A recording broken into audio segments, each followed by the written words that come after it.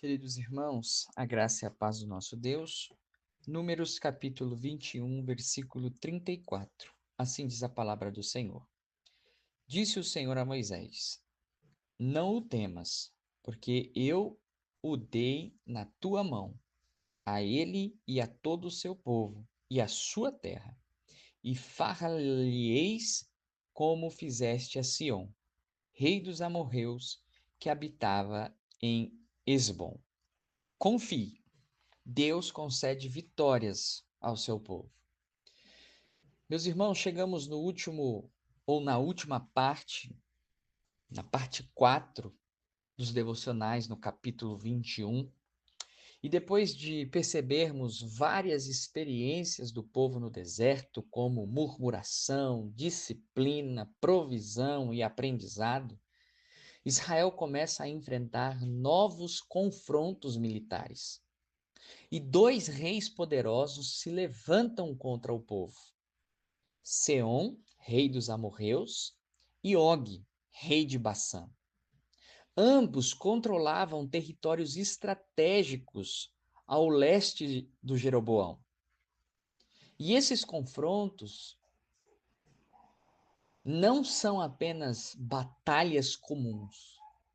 Eles representam um momento decisivo na preparação de Israel para a entrada em Canaã. E nesse episódio vemos algo extremamente importante, que Deus começa a mostrar ao povo que a promessa da terra prometida realmente se cumprirá. Com isso, a primeira lição que aprendemos é de que o povo de Deus deve buscar agir com paz antes do conflito. Israel envia mensageiros ao rei Seom pedindo a permissão para atravessar a sua terra de forma pacífica. O versículo 22 nos mostra dizendo: Deixa-me passar pela tua terra. Não nos desviaremos pelos campos nem pelas vinhas. As águas dos poços não beberemos. Iremos pela estrada real até que passemos ao teu país. Veja que o pedido é semelhante ao mesmo pedido que havia sido feito anteriormente a Edom.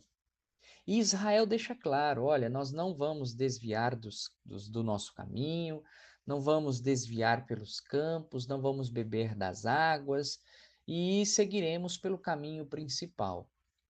Observe que isso mostra que Israel não desejava guerra desnecessária. E o povo de Deus deve buscar essa paz quando possível. O escritor do apóstolo Paulo aos Romanos, no capítulo 12, versículo 18, nos lembra que, se possível, quanto depender de vós, tende paz com os homens. O crente deve sempre buscar o caminho da reconciliação, da paz e da tranquilidade. A segunda lição que aprendemos é que, quando a oposição se levanta, é Deus quem luta pelo seu povo. Seom recusa o pedido e, além de recusar o pedido, decide atacar a Israel. Mas o resultado é inesperado. Israel vence a batalha e conquista o seu território. O versículo 24 diz: Mas Israel o feriu a fio da espada e tomou a posse de sua terra, desde o Arnon até Jaboque, até os filhos de Amon, cuja fronteira era fortificada. Então perceba que essas vitórias demonstravam que Deus estava abrindo o caminho para o cumprimento da promessa feita a Abraão. O povo de Deus inevitavelmente enfrentará oposições. E às vezes essa oposição surge em contextos espirituais, na missão da igreja, na fidelidade ao evangelho. Mas as Escrituras mostram repetidamente que é Deus quem sustenta e protege o seu povo. E por fim, devemos não temer inimigos que Deus já venceu. Perceba que depois da vitória sobre Seom, surge um outro desafio: Og, o rei de Bassã. Esse rei era temido por causa da sua força e do seu poder. Mas Deus diz a Moisés, no versículo 34, não temas. Essa declaração revela algo extremamente importante. Deus já havia decretado a vitória antes mesmo da batalha começar.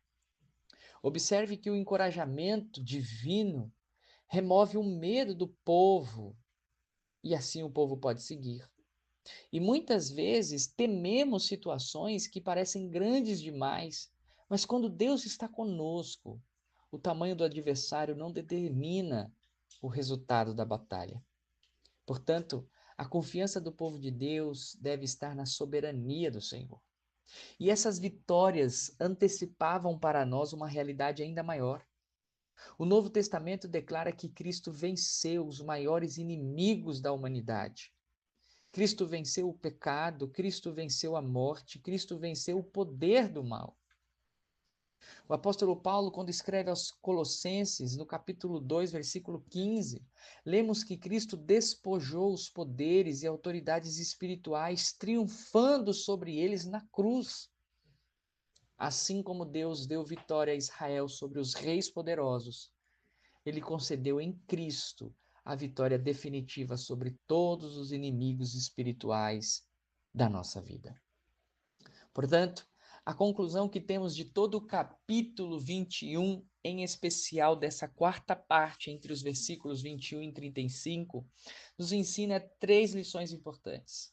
Primeiro, o povo de Deus deve buscar sempre a paz, antes do conflito. Segundo, quando a oposição se levantar, lembre-se que é Deus quem luta pelo seu povo. E terceiro, não precisamos temer aos inimigos, porque Deus já os venceu. Essas vitórias preparam o caminho para Israel entrar na terra prometida.